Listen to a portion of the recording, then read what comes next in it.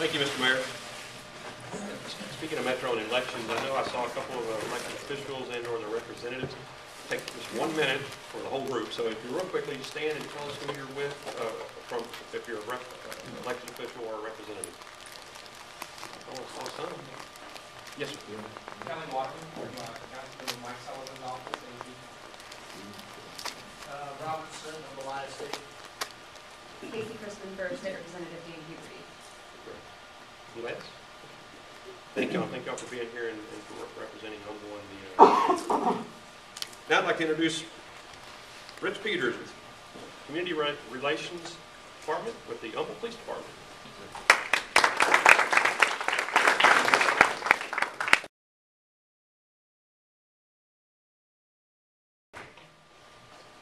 How y'all doing?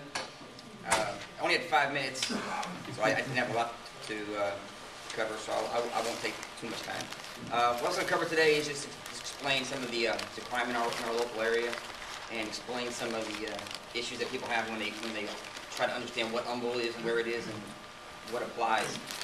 People are under the assumption if your address says Humble that you're in Humble, which is not actually the case. The city limits of Humble that the city of Humble responds to our north is the River Bridge right there, right on where the river is. We're in the middle of that bridge. That's where we go north. South we go down to Rankin Road, and then to our west we go to Garden Ridge. And where Garden Ridge is at, half the building is ours, half the building is the county's. The cash registers is ours, so it's our building. That's where our west limit is, and then our east limit actually stops at that Shell station at the old business, First Street, 1960, where that light is. That's actually Humble. A lot of times people think when they move to Atascocita that they have Humble service, but they don't. People live in Kinswick think they have Humble service, but they don't. Foxwood, same thing. So that's where we respond to. And so the stats I'm going to talk about refer to our city in our general area. And the UCR code, that's the Uniform Criminal Reporting, is what the federal government requires us to report to the state every year, every month, of all the crimes that occur in our city. So for those of you that, obviously if you're here, you probably work here, live here, or close to the area, you have a tendency to do some shopping in the area. This is from June 1st to June 28th that we had in the area. We had no homicides, which is a good thing. We actually had no sexual assaults, which is great. We had 1 case cleared. Robberies. And a robbery, people always think it's with a gun. Robbery is when somebody forcibly takes something from you or causes an injury. We had 3 robberies only this month, and one of those involved a weapon that was a handgun. So that's actually fairly low. We had 19 other assaults, and an assault can be anything from somebody grabbing your arm to a physical fight where someone's injured is an assault. We had 19 of those this past month, and we had a total of 12 burglaries. The burglaries that we had were broken down by residences and businesses. 8 of those occurred at residences, okay? And 4 of those occurred during the daytime. Well, people always assume, you watch TV shows, you always hear the glass break, people in bed, and you hear burglaries. Most burglaries actually occur during the daytime. So the reason being is obviously most people work during the daytime, nobody's at home. Okay? So while you're here at BizCom, your house is probably getting burglarized. So that's a big misconception people have about burglaries. They usually happen during the daytime when you're not at home. Okay? And then 4 of those burglaries were at businesses, usually after hours, crashing in the front glass, taking whatever they're going to take. We had a total of 12 of those. And the total loss for those 12 burglaries was about $18,500. So $18,500 was the loss for those burglaries. Then just other thefts, the theft of whatever, lawnmowers, anything that's stolen. We had a total of 84 thefts.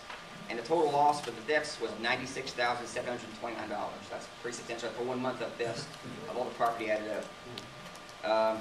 Motor vehicle thefts, actually cars being stolen. We had a total of 10 of those. All right, total loss was $106,000. I think we had 4 recovered, so we still lost 6. And probably the next one, if I ask the number of hands, probably a lot of you have been a victim. Burglaries of motor vehicles, car broken into. Who's had their car broken into? Okay. So burglary motor vehicle, and for this past month, we've only had 24 actually, which is actually fairly low. Okay, it's usually sometimes double that for the burglaries. And that's everywhere. That's not just Humble. That's just in general. That's everywhere you go. That's just where our economy is, and that's some people's job. Okay. The total loss for burglaries this month was $36,000. So that's a lot of money taken. It's usually laptops, and electronics that are taken out of the car. So that's where we get a lot. You know, you figure one laptop could be over $1,000 if you have a nice laptop. So it adds up quick. We had 3 cases of pickpocketing, and we had 17 shoplifters.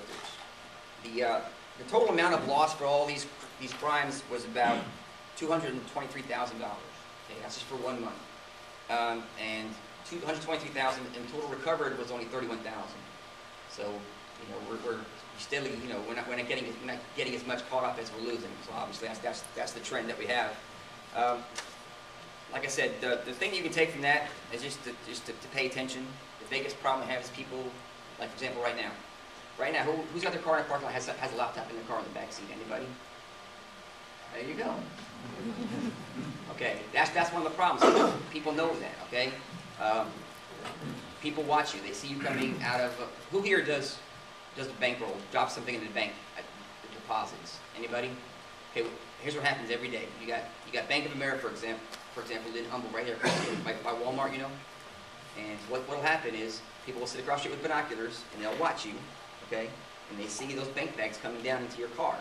So what do? They follow you, and half the time you'll stop at pick up your lunch at Lenny's. You'll stop at pick up a coffee at Starbucks. And as soon as you leave your car and go inside and get your coffee, you come back out and your car has been burglarized because they know you have a cash bag in there. Now, luckily, half the time all they're getting is a receipt, but sometimes they're actually getting your money. Okay. So that's something to be aware of. If you make bank drops, don't just go straight from your place of business to the bank and straight back. Don't stop anywhere because they're going to hit your car.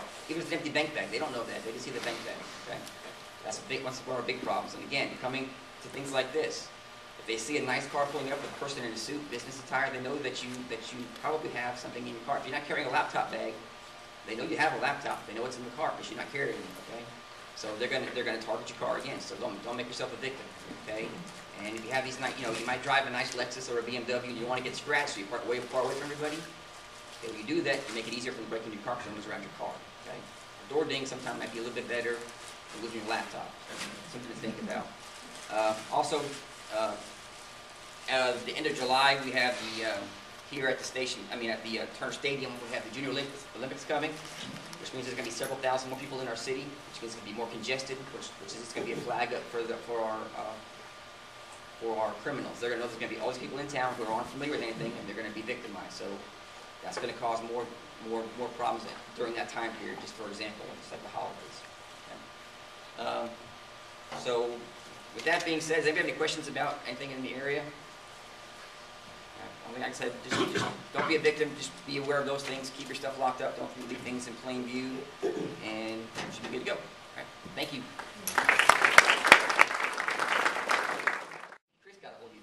Sorry, Chris, I forgot. At the Humble Police Department in our Community Service Division, we have what's called our Citizens Police Academy. Has anyone never heard of a Citizens Police Academy before? Okay. What it is we put on a 12-week class, and this next one starts August 22nd, I believe. It's every Tuesday for 12 weeks, from 6 p.m. to 9 p.m. And what it is, it's a small mini academy. You come to our department, and for 3 hours every Tuesday, you get a class on patrol division, on use of force, crime victims. We have one on domestic violence. We have every topic you think of for police work. We give you a class on it. After that, what we do is we have a firearms day where we go to the range and we get to shoot handguns and a machine gun. So if you never shot a machine gun, it's for free. There you go. You should shoot a free machine gun. It's fun, isn't it? It's awesome. So we do that, and then we have a scenarios night where we do at a crime scene first. We set up a mock crime scene for you. And this past time, we've made some new dummies, so a little bit more realistic, so you'll enjoy that. We go to a local, one of our local hotels. We set up 4 mock crime scenes: homicide, robbery, sexual assault, and you come in as the investigator after you've been to your class, and you try to figure out what happened. Okay, that's a lot of fun. That's a weekend class. Then we have a scenarios night where we put to a local church, and we set up 8 scenarios. You're the police officers responding to calls for service, traffic stops, domestic violence, these crazy people. And you have to be the police officer and try to handle the situation. And then we have a really nice graduation dinner. We go to the Civic Center, we cater out with Italianos. It's a nice event. It's a good ending, and everybody has a good time. It's a great class. Who here has been to our police academy? So there's some people who've been through it. If you have any questions, you can ask them. If you go to our website, humblepolice.com, go to Community Services, you see Citizens Police Academy, click on it. The application's there. Just fill it out. and get it back to me. You can email it, fax it, mail it by mail, whatever you want to do. And just, it's a lot of fun if you're in the area. We'd like to have y'all. We have plenty of openings still. So thanks, Charlie, for reminding me. All right, thank y'all.